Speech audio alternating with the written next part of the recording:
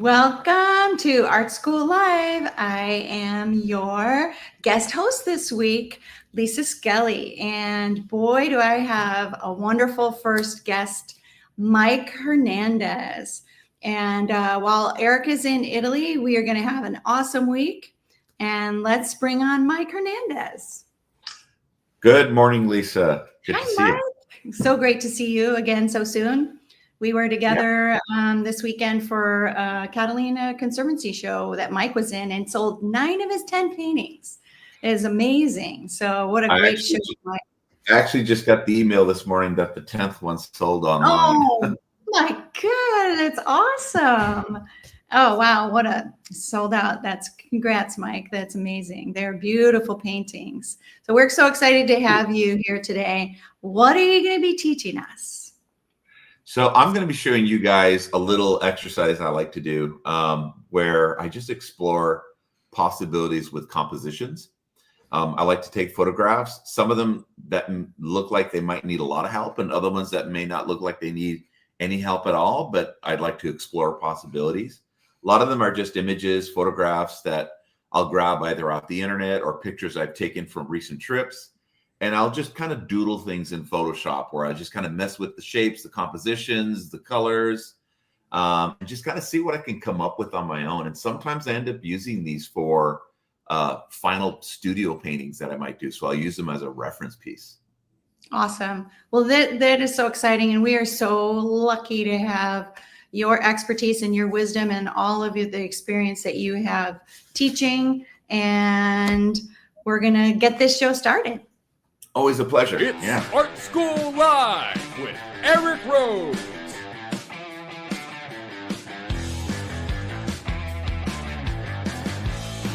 Now, here's your host, Eric Rhodes. As you can see, I am not Eric Rhodes. He is traveling in Italy, and we get to find out more about that later and get an update of his travels. But right now we're going to go to Mike Hernandez, and he's going to be teaching us how to design strong paintings from photos. So Mike, take it away.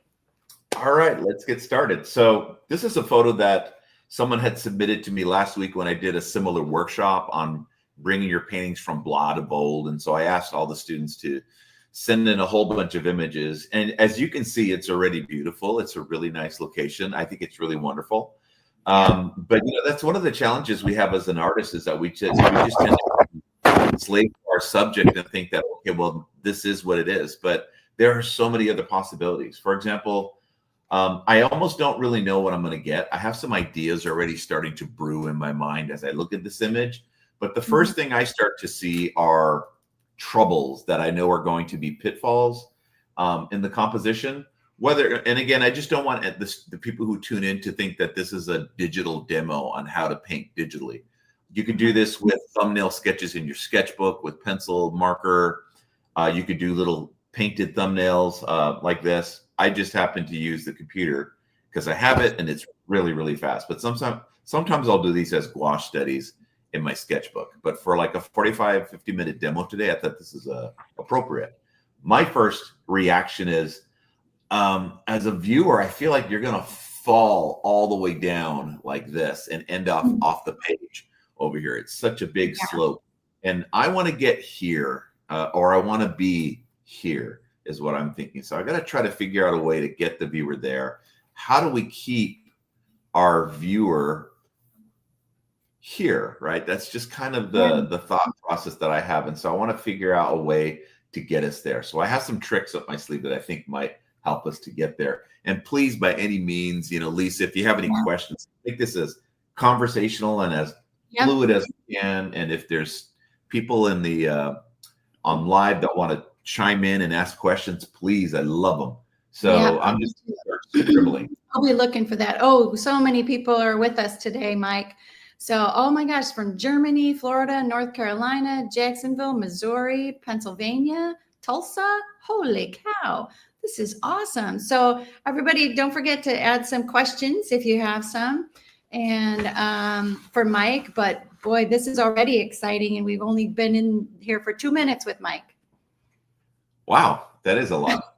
I know. That's exciting.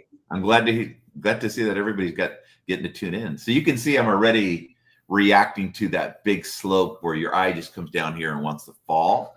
So I'm going to try to build a shape here that helps to maybe block that. And then I might want to make a bigger deal out of that distant mountain slope, a better payoff in the distance back there. I just want to build a backdrop for the painting. And just this is all in Photoshop, right? Yeah, this is all Photoshop. And I'm using something called a Cintiq tablet. It's a big 24-inch tablet that sits upright on my desktop. And it allows me to just, with a stylus pen, paint right on the surface of the canvas. The important note here is a lot of people tend to think, well, if it's a computer, then it's cheating. There's really no cheating here. Like if I don't know how to mix color and I don't know anything about composition, I'm not going to be able to do what I'm doing here. So it all, it's all traditional thinking as far as I'm concerned. The application isn't traditional in the sense that it's not real thing, but it's the same as designing in your notebook, in your sketchbook. You're just designing it different on a different medium. Exactly. This is a digital sketchbook for sure. Yeah, that's a good point. So I'm gonna block all of this off because I don't feel like we need all of that light up here as well. And I'll figure out a way to maybe vignette a little bit of light down here on the landscape as well. So Lisa, I know you just recently had a full house. Oh, I did have a full house. They just left this morning. And one of my guests this weekend for the show that we went to yesterday was Kathleen Hudson, and she's going to be our guest host next week. So that was really fun. If they were here, they were gonna scoot behind me while we were on screen and making I would have been so intimidated with the likes of those talents watching me right now. That'd be amazing. So great. 𝗗𝗏𝗀𝗏, I had her here, and Brienne Brown. Oh, it was an awesome girls' weekend with all the art info. So I have a question for you, Mike, from Yvette. Can gouache crack if you put it on the wall where the sun hits it like a watercolor? That's a good question. I've never had my paintings up long enough to see that happen. Like I have my gouache paintings up on the wall where the sun is hitting. So far, the oldest one on there is probably about 20 years old, and nothing has happened yet. Gouache is pretty versatile. It's pretty archival. That being said, I probably wouldn't put it in direct sunlight, to be honest with you. With any painting, I would avoid doing anything like that. And if you want to be extra safe, you'd want to put like some museum quality UV protected non-glare glass on something like that. So that way it protects it that much more from sunlight. You just got to be really careful. You almost want to treat your paintings more carefully than you would treat your own skin, if that makes any sense, because lighting can damage the color and all kinds of things with it. So I would make a bigger effort not to have that stuff in the sunlight at all if possible. Yeah. So you're leaving the edge of that hill in light, the one that comes to a V where the little mountain you added in the distance. And that kind of translates to where the clouds are highlighted too in this photo. So, I mean, it's what you're doing already. It looks amazing. Yeah, I'm thinking this is, like I said, this is kind of a focal point, or at least down like the valley through here and up through here. I feel like there is this rhythm, and I especially love what's already going on in the sky. Yeah. Up there. So you can see so far what we've got going on with the landscape. We can't do that. You can't do that with a traditional sketchbook. You can go back and forth. Oh, right. Yeah. You'd have to kind of flip your pages back. This is where the traditional medium can be kind of, there's advantages to all mediums, right? And I feel like this is the advantage with digital medium, the versatility of being able to kind of push back and forth really quickly to see these results is really, really fun. So another thing I'm reacting to the minute I look at this is like, all right, I want to figure out, again, a way to get back there. But as I look at these little tiny bushes in the distance here, I'm thinking, can't we do something much more substantial and interesting. I'm gonna put them on, and the great thing about Photoshop is layers. You know, I got so many layers I can use. So I'm gonna create another layer in case I don't like something, I can just turn it off, right? But I'm thinking maybe what I want to do is start creating not subject matters, right? You know, there's this thought that, okay, because I'm putting this tree back here, it's a subject matter, but it's not. It's thinking of it more as like a guardrail, a visual guardrail for the viewer's eyes, right? So we don't want anybody looking here. And then I'm thinking maybe I'll block off another big row of trees right here, right? Because I'm trying to create the guardrails to get your eye to go somewhere down in here. So I block that area off and that spot down here. I know that this is going to become a visual interest, the lighting in that area. And right now the grass is vaguely lit. You know, it's kind of lit, but maybe we can illuminate that color a little bit more and bring a little bit more life to it. Go out there in that valley because it'll start to react off these gray violets and blues to have some of this green, warm green reacting to it. I know something's going to happen in here, right? So I'm just going to scribble that. I don't want too much of that in there. Let me make this eraser a harder shape and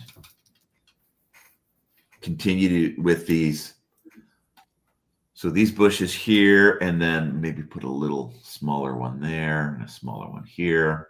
And maybe somewhere around here, I want to have, as we start to get closer, a second set of either trees or bushes. And in my mind, for now, I'm thinking shapes and guardrails.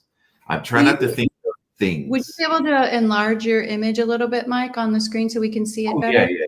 Let me do that. And then try to fill up the screen so people can really see what you're working on. So there's a few more questions. Is Photoshop easier to use than Procreate? So that's a great question.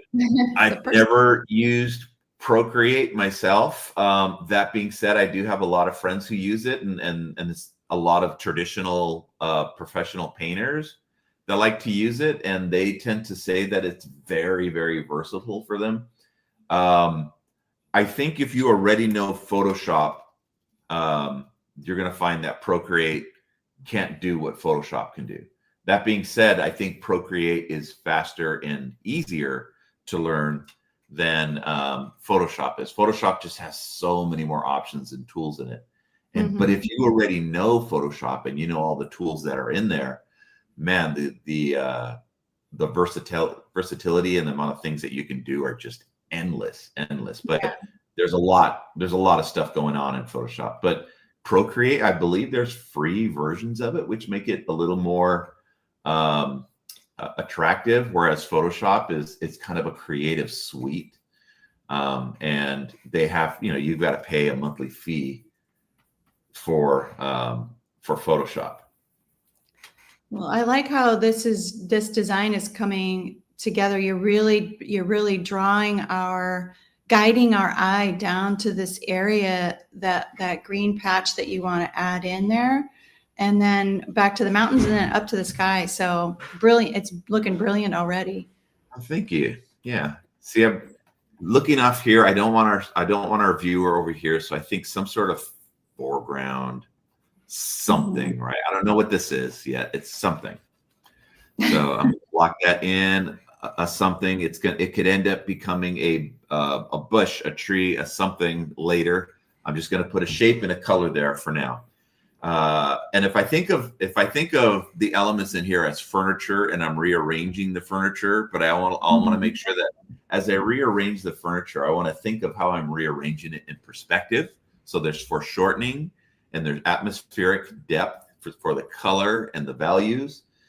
There's a lot of grouping. You would do the same with furniture, right? You wouldn't want to go into someone's home and they just got things sporadically thrown irresponsibly everywhere. But there's a nice arrangement, and there's a grouping and a reasoning behind the way everything groups. Like, I like how all of these shapes kind of tumble in and they take us to where we want to go. And then this shape stops us from leaving the painting. So we kind of go in here and we bank And hopefully the hope is we do something like that as we move. So I want to cut something big in the landscape here. I'd like to have some kind of a dirt wash or something that leads our eye back here somewhere, because the goal is, again, to get somewhere way back there in the painting where the trail or the wash goes way off into the distance. And so I'm going to try to use this wash as a way to get back there to lead the viewer's eye. And somebody who really inspired me with this was Cindy Barron, and she and I did a workshop together in with Mitch Baird and Eric Jacobson, and we were out there in Arizona. And she was really good at just creating these foreground pathways that lead the viewer's eye into the painting in such a wonderful way. And it inspired me to kind of play with things like that, you know, some sort of shape that kind of meandered its way. And it's such a beautiful visual tool for building depth and leeway and an introduction into the painting. Yeah, her work is so beautiful. Oh, it's glorious. Another brilliant artist, Cindy Barron. So I like that guiding, and I try to do that also in my own work, is guiding your eye. I think that's part of what we're learning here in good design, is leading the eye around the painting to where you want people to look and explore in your painting. I try to think of it as, and I don't mean to sound like some wicked professor or anything, but as responsible painting, you know. And I always try to tell this to my students, because I always get on myself, like, try to be more responsible with how you lead the viewer's eye in the painting. Don't just paint it the way it was because it told you to, you know what I mean? Like, well, the landscape told me to, so I obeyed it. The landscape may give you some really great suggestions, you know, and you could follow some of those suggestions, but there are so many other possibilities that the landscape in nature has already taught you, right? It'll teach you so many variations within the composition, within life, you know, and I try to remember all of those things and build on them, capitalize on them. So here you can see I'm trying to figure out a way to kind of introduce you to the painting. Oh, wow. Look at that. I know that this is really like, dun, dun, dun, dun, you know, it's got that, got a really hard entrance, and I'm going to find a way to cut that. I don't want it to be that overly cliche with super convenient entrance into the painting here. So what I'll do is I'll probably cast a shadow over this, so it's got a softer entry, because I think this shape is tree enough that takes us all back into the painting, and I think that's obvious enough. Would you say you focus mostly on design, or that's one of the things that's the most important when you're first designing for a studio painting, or even when you're outdoors painting from real life? Like, how much time do you spend designing the beginning before you begin your painting? Everything from me is design, you know, design and intent, right? How do you, like, the layers of design are I think what I'm getting at here. There's so many layers to that. Design in what? Design in composition, the design of depth, the design of your colors, the design of your lighting, the design of where your busy areas and where your areas for the eyes to rest are going to be. There's like so many levels of design, right? That aren't just like how you design a composition, but everything. But then there has to be some sort of a hierarchy, so you don't pile it on too thick at the beginning of your mindset, because then you'll just get clogged up at the door, right? So it's always nice at the very entrance of the door is you dismiss value, you dismiss textures, you dismiss all the things that don't matter in the very beginning of your process, and get that out of the way, So like right now for me, I'm trying not to think too much about finishing details and colors and textures, and I'm trying to think more about the meats and potatoes of this particular painting, the bones, the composition, the shapes. I can worry about color and value and all that stuff and sculpting of everything else later. So like, for example, my mind wants to hurry up and start doing things like this, where I'm like, I want light on these trees, but it's not as important as the rest of the painting. I have to check in with the composition and see how things are going. So I back out for a second and see how things are starting to shape up, right? And I think that's heading in a better direction. I liked flattening out this valley. Yeah. Back here a little bit, gives you a solid landing underneath this, because this area here just kind of gives you the backdrop. It's almost like if you think of a theatrical stage, this is the curtain backdrop for the moment taking place right here. I think we can amp up the color and light, the warmth in this area just a little bit more. So Sparky asked Sparky R121 asked, how would you describe the narrative of this painting so far with the changes? Yeah, it's the journey. To me, it's the journey through the landscape.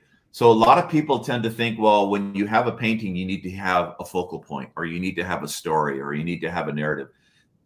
You don't always have to have one thing in a painting. Sometimes, like when I looked at Edgar Payne's paintings, he didn't have a focal point at all.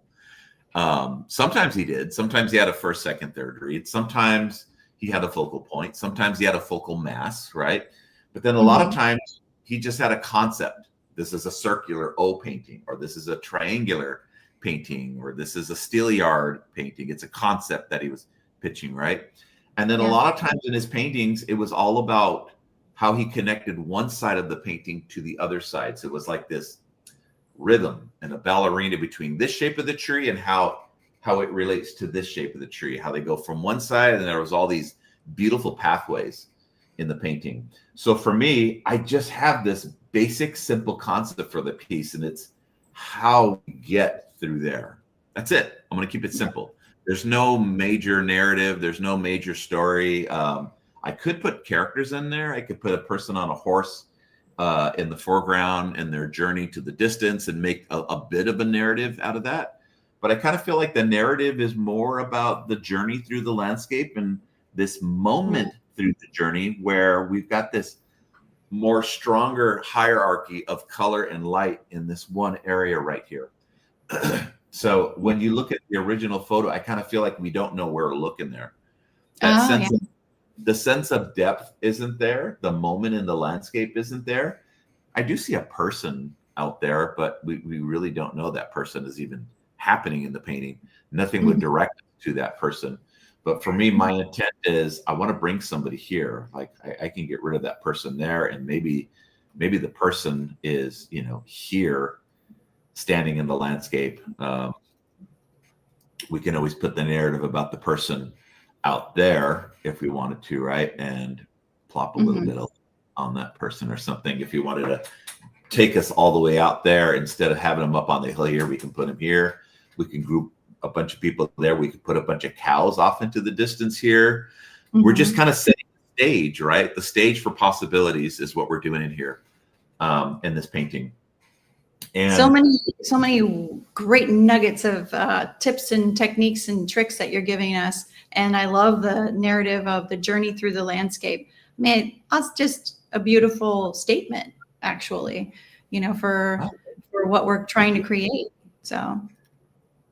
Yeah, and sometimes I don't, like I said, sometimes I don't have too much on my mind when I'm doing these things other than want to practice, want to play around. I don't know what I'm going to do here.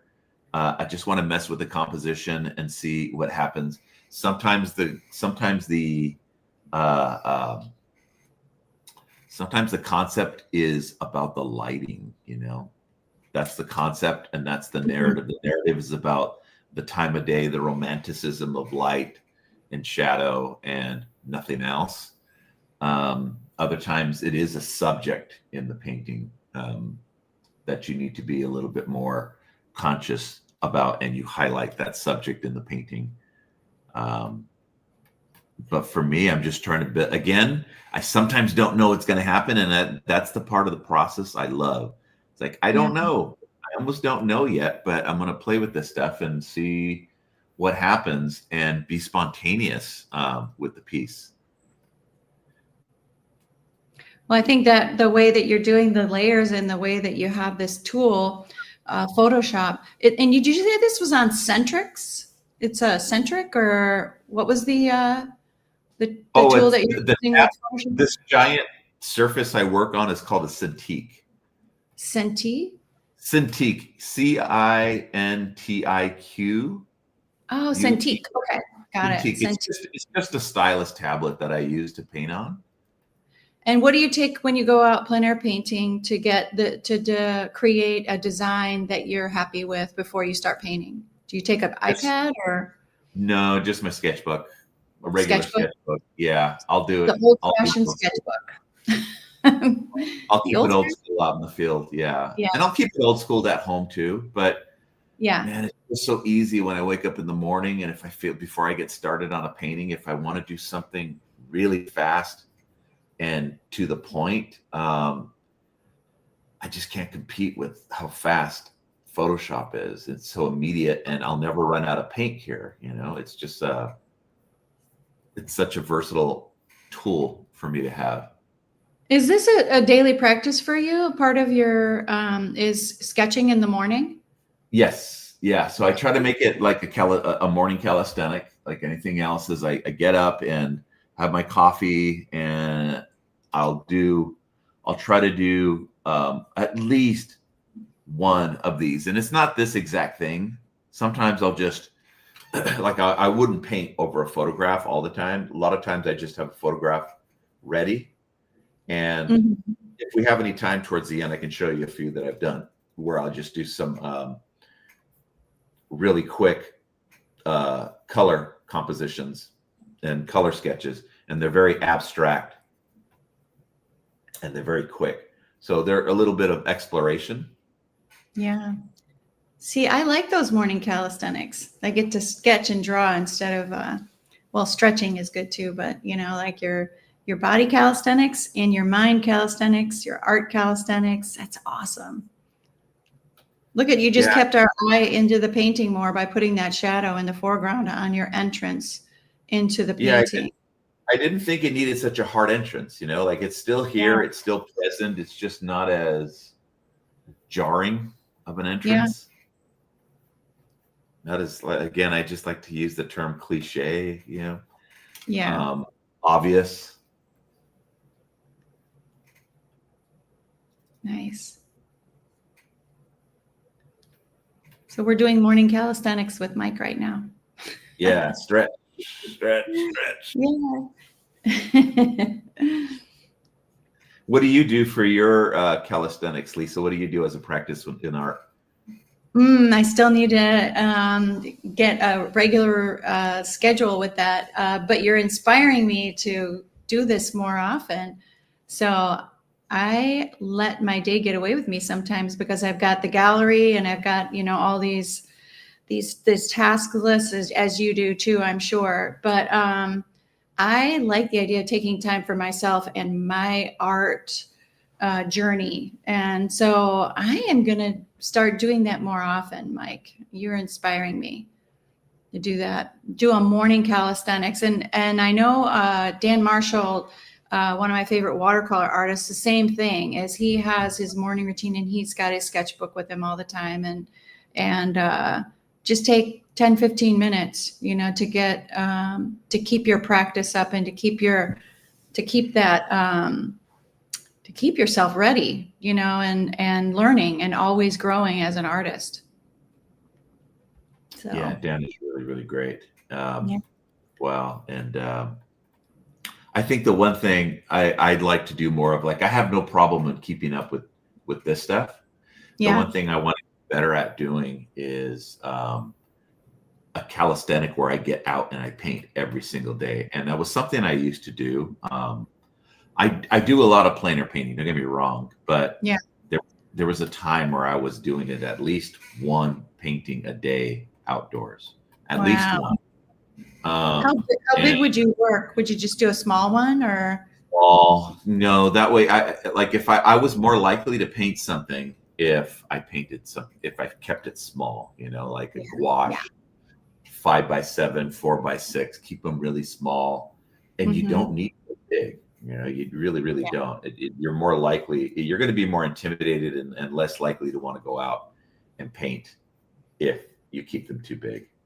I don't know that you can get to this, what you're designing right now doesn't happen overnight too. That's why the practice is so important, to see what works and what doesn't work and how to evolve as an artist, because what you're doing right now, it takes a lot of experience, a lot of practice.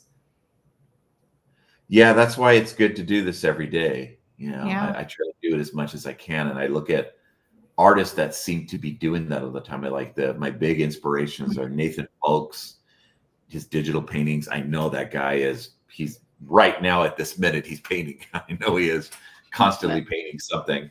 A lot of my closest friends do this stuff every day, all the time. I can tell that the minute I'm not painting, I already know they're painting, like they're doing it. I better hurry up and get up and do something about it. So it's trying to keep myself in check. So, but the good news is, like, if you fall behind with this stuff, once learned, it's never forgotten. You may need to kind of remind yourself that you know how to do it, but you never forget it. It's always going to be there, which is really great. I might fall off the wagon with plein air painting for a little bit and feel really insecure about going out there to see just how bad I am, because it's been a month since I've done anything, and I'll go out there and I'm like, oh my God, it's as if I've never done it before. And if you stick with it for about a week, then all of a sudden it's back. It's back to where you were before. Like I did that with Danny Folkman. He and I went up to the LA River last weekend. Oh, wow. Yeah, he's such a great painter, and that's his world. He does these beautiful bridge paintings and LA River stuff. And I used to do LA River. That's all I did when I worked at DreamWorks. We lived and breathed the LA River. It was right next door. Oh my gosh. So on my lunch break, I was always doing LA River stuff. And it's just been ages since I don't really work there anymore. I decided, it's going to be easy for me, because that was my jam. And I went out with Danny, and I just was struggling. I was struggling because I don't do architecture anymore. I do architecture when it comes to concept and teaching students, but plein air, when you've got an hour and you want to knock out a bridge that's got all this architecture and light. He knocked it out of the park. He was amazing. And then I just totally struggled with it. So it was good. I'm going to be interviewing Danny Folkman on Wednesday. So he's one of my guests this week. So everybody needs to tune in for that too. This easily too could be a river. Like you could actually make this a water feature, your trail into the painting. If you get so inspired. So somebody had a really good question here, Mike, that was by @post and something like that. Burned. Okay. So the question is, as an original image lacks a lot of value contrast, wouldn't it be easier to pick a more interesting photo in the first place? Or is this inventing of shapes more fun for your workflow? Never rely on the photo reference to give you the beauty of an image. You need to know that you've got the ability to do it on your own. You don't want to lean so heavily on the photo reference itself for that to happen. This used to happen to me when I was plein air painting. I would look for something that already, when I went out and about scouting for locations, I was already looking for places that looked like a great painting, not knowing that anything and everything could be a really wonderful painting. I just needed to get out there and do something with it. Chen-Chung-Wei, this amazing watercolors from Taiwan, he came down many years ago to Pasadena to do a workshop in watercolor. He's an amazing watercolorist. And he went into the alleyway, and there was all this trash and crap and crud. And he turned that amazing view of an alleyway with the light going into it into this amazing painting. And it just kind of went to show that it has less to do with the subject matter. Sometimes it just has more to do with how you paint it, the shapes and everything else. He just did something really wonderful with that painting. And another exercise I like to do is just creating abstract art and finding what is it about abstract art that people are attracted to. What is it that they really, really enjoy about the mark making, about the areas where there's complexity, about the areas where there's places for the eye to rest, where there's hierarchy and color, where there's variety, all of those things that make something interesting other than just how people can relate to art. Like, oh, that's my favorite beach. I love that spot and you painted it and that's why I like it. There are also other reasons why people will connect to our artwork, and it's up to us to really know how to capture something. So yeah, I could find photos that already look like a painting. And in fact, sometimes I like the bigger challenge of grabbing pieces that look like they don't need my help at all and they're already great, and saying, okay, but what else can I do with it, right? How do I put my mark on it? How do you know that when you look at it, it's a Mike Hernandez? That's a big deal for me as well, is trying to figure that out and get my signature on the painting somehow. Yeah, get your style, the style of Mike Hernandez. Did you do you want to show us like where where you've taken this reference photo to where we are now? Whoa, look at that. Design is everything. Look at that. Oh my goodness. That's amazing. Yeah, I used to look at a lot of these amazing paintings from artists that I admire so much, Scott Christensen and them, and look at their paintings and go, God, where was he going to paint all this stuff? When all along he was just inspired by locations that were beautiful, but he was then putting his spin on it, and capitalizing on his understanding of why those places are beautiful, and putting a sense through composition and shape and color and lighting, a sense of idealism, right? Anytime we're out in the landscape, we're always capturing moments of idealism.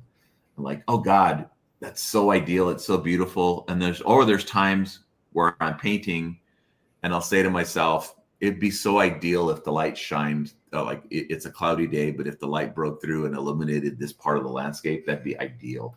Or it'd be ideal where I was positioned right now, these trees weren't in the way of this shape, or they weren't so parallel, or they weren't so flat. You think about all these ideal situations within a painting, and you need to know that you can do that, right? Like, well, you're painting a sense of idealism into your work. And you learn it from nature. Nature will show you idealism, and you remember these things. And so whenever I go to these art shows, like the one I was just in at the Catalina, the moments that they're capturing are the most idyllic moments, and that idyllic to the in the sense that they evoke such an emotion of familiarity that people can relate to in a way that's just touches your soul in a way, right? Definitely. I wish we could show some of those paintings that you sold all of your paintings at the Catalina Conservancy Wildside Show. 10 out of 10 paintings. Whoa. And they were something to see. They're just beautiful, beautiful paintings, Mike. And when we actually, because we were with all of our art friends this weekend, or a lot of our friends, we get to have those conversations about our own special language as artists. And we were talking about composition and how Edgar Payne, actually, because we mentioned him a little bit earlier in this interview, is that he moved things around all the time. I mean, when you go out and see where he painted, he's like, oh, and largely the landscapes that he painted in the High Sierras that landscape is still very much the same. and because it's not developed and it's raw landscape, and he moved things around all the time to make a better painting. So I think we can never, practice. It's never too much practice when we're doing our design work and learning more about, good design. So, and this is such a great example, Mike. This is looking amazing. I'm so glad you brought up 𝗵𝗵𝗻𝗄's example, because I remember hearing about where he painted, and there was a very specific place that one of his favorite places was Eastern Sierra, of course, but then he also did the North Forks Lakes and did Temple Crag. And I wanted to go up there and see that area because of that. And I remember hiking to it, thinking to myself, oh man, I can't wait to see all of these epic views. And don't get me wrong, they were definitely epic when I got up there. Temple Crag is incredible. The lakes are just unbelievable, but they're not quite as iconic as his painting. They felt as iconic, right? When you're up there, you feel it. You're like, oh yeah, he captured it so well, but they don't look the same. I'm looking, I'm going, but wait, when he painted the mountain, he just did something so much more iconic with the shape. He did something so much more interesting. How he grouped the trees and had them roll down the hill and flow with the eye and stuff. He played with the landscape. And I remember going to those places and saying, no, this is definitely different. You can easily tell he was there, by looking. But there was a difference. There was a difference in the way he portrayed, the way he felt about it in his painting. There were there was a grandeur in the painting that when I tried taking pictures and when I came home to look at my pictures, thinking they were going to be super great to look at, they just didn't look that impressive in a photograph. Nothing does. Nothing does as being there in person. Like it really, that's why the painting from real life is so important. You've got about 8 minutes left, Mike. And so I just want to make sure that you get all the things you want to share with us. You want to be able to, get those in there. So. Yeah. Thank you for the heads up. There are these two things I want to kind of choose in here. I like the green, and then I put this little moment of red on here, and that could be anything. I don't know what it is yet. Again, I throw things in there and then I justify them after. Find a way to put them in and say, okay, that could be, I don't know what it is. Is it dry red brush or something? Is it a plant life? Is it flowers? Is it something? So what I'll do is I'll see, because right now it could start to compete with that green if I'm not careful in size and in color. So I have to choose. So this is where I start to play with proportion a little bit in color. I'll create a new layer. And this is what I love about digital medium. And I'll explore. I'll take this and say, okay, let's push it to the max. And let's put a really strong color. Ooh. Only because I want to be able to dial it, right? I want to be able to do something with it. So I need it to be more obvious so I can manipulate it. Okay. And I'll put a big patch of this color. I'm not saying I'm going to leave it this, but I want to be able to see it. So there's something out there that's got this brilliant color, like, wow. And now that I have it on a layer, I can manipulate it and see all the different possibilities for what that color might be. I could say, okay, I don't want it to compete with the green. So would it be better if it was more of a cream yellow color, or is that starting to impede on the trail that's going up into the distance? Are they starting to become yin and yang? Is that a little bit much? Should I just have a different version of a green in there? And if I do, should it just be a darker color? Would that be a nice thing to have? So I can dial around and look at all of these different possibilities. What are you thinking that you like and why? Like what color so far that you've tried on there? I liked it when it went a little bit warmer.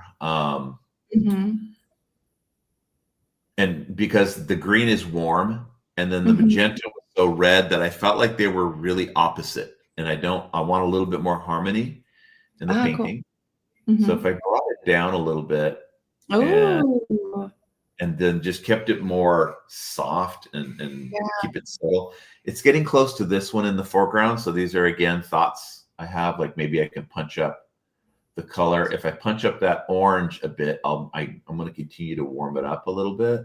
Yeah. And you're always comparing. You're always comparing the relationships between these shapes and colors and values as you develop your design. Yeah, like that feels good to me. It doesn't feel like it's so jarringly different than the green. It has a lot more. It's warm like the green is. It offers enough contrast in it. And then I can do something with this area if I wanted to bring a little bit of coolness in gray, because I always love having some sort of a gray. The grays in the painting, right? They're the things that people don't put enough of those colors into their painting. And I think of that as the webbing between the piece. You have your warm colors, your cool colors, and then you have your neutrals.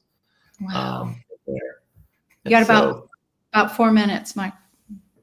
Oh my God. I know. I know. Yeah, maybe right here again, the eye's escaping. So it might be nice to just bring, I don't know if a big plant here that breaks this up a little bit. That's connected to all of this.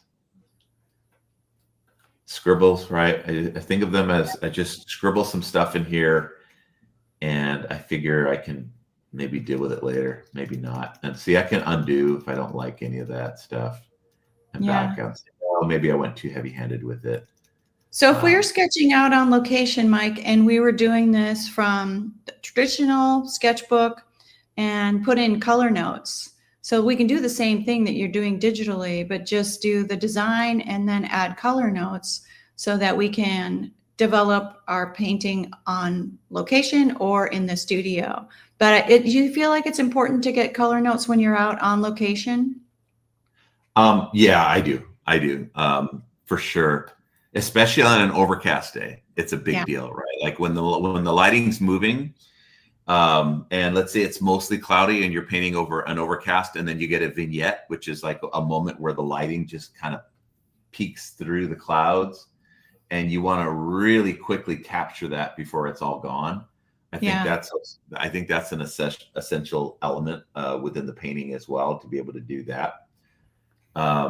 So having something to create color notes with, I think is really, really important, because you're not going to be able to like photographs. I use those just so I can see what the structure and the landscape look like, but I can't rely on a photograph for the color.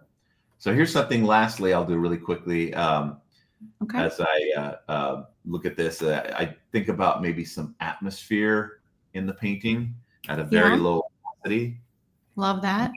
I might plop that back there, and it'll soften things up in the distance. Oh, look at that. I love when you can see how where you went, where it was, and then where you're taking it. So like the back and forth from what was there before. Yeah. I'll erase it from this chunk here in the foreground, so that way it's not touching that. But it just gives, if I want some haze out there to push the painting even further away. So we're pretty much done with a quick little scribble. So I'll show you. The other thing that's really great is I'll view it horizontally, and I'll look at it this direction, and take a look in that from that view and say, okay, that's cool, but maybe now that I've seen it this direction. So you flip it. You flip it over.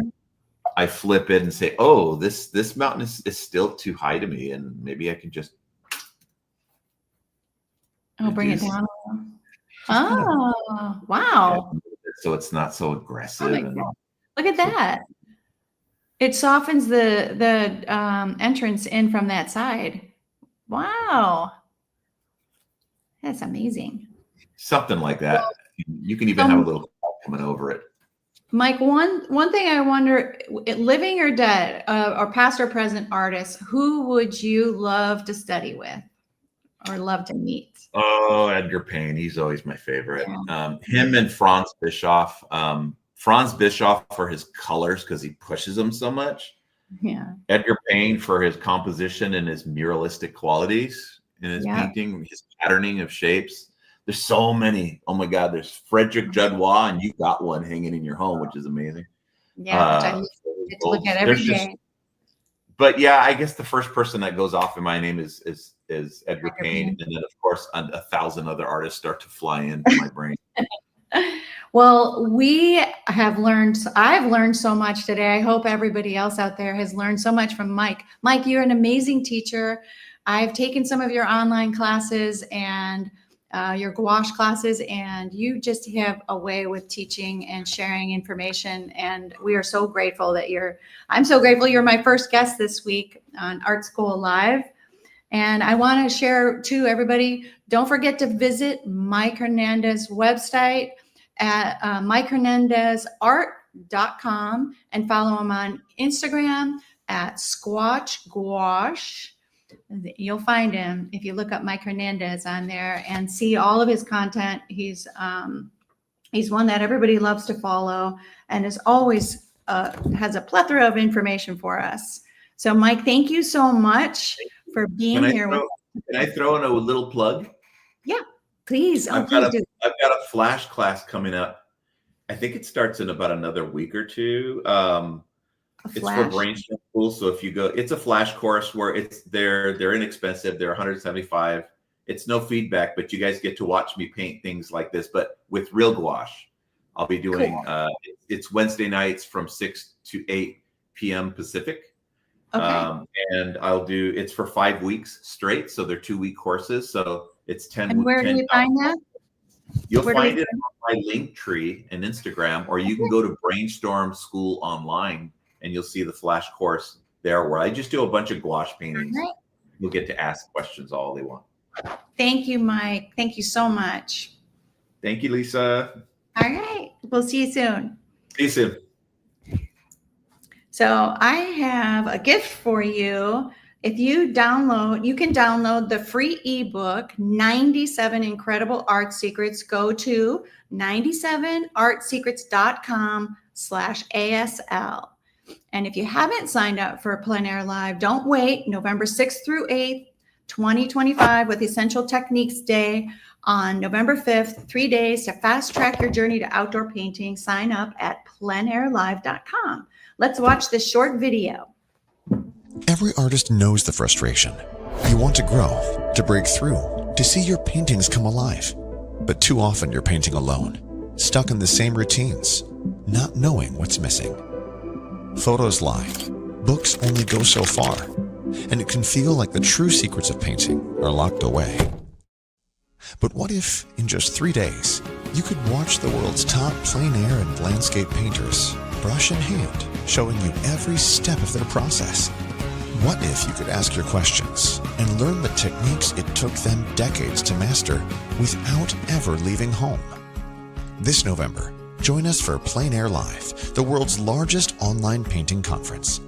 You'll learn from legends like Kevin McPherson, Cindy Barron, Kathleen Hudson, Cami Medlick, Bill Davidson, Mike Hernandez, and dozens more hand-picked masters. Across 3 days, plus an optional Essential Techniques Day for a guided refresher, you'll watch demonstrations, join interactive breakout rooms, and even paint along in evening sessions with new friends from around the globe. This kind of lineup will never happen again. You could spend tens of thousands traveling to workshops and still never gather this much talent in one place. But at Plein Air Live, it all comes to you. Don't miss your chance to grow, to connect, and to be inspired. Join us at Plein Air Live, November 6th through 8th, 2025.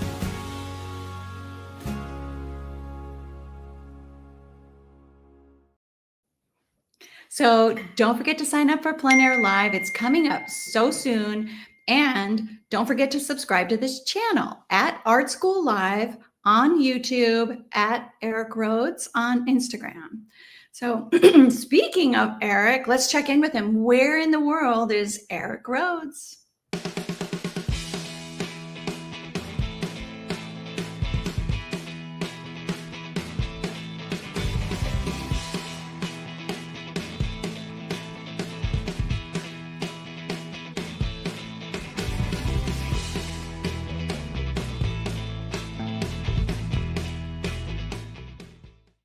in the world am I? Well, I am at Michelangelo Plaza, or Michelangelo Plaza, up overlooking Florence. It's an incredible spot, and this beautiful spot just looking out over the whole city of Florence. The sun is in my eyes, but you can see the Duomo in the background there. And there's actually a plein air workshop going on behind me. Marcella from Germany is teaching about 15 students and from all over the world. We just had a chance to interact with them, and we just did an Instagram live with them. Church bells are going. The Duomo is absolutely beautiful, and I'm painting here in Florence for the next few days. Today I'm going to be painting up here in this location. So I just wanted to check in, say hello. That's where we are. All right, Eric. Wow, that looks so cool. We wish we were all there with him, but we get to be here and learn some more about art.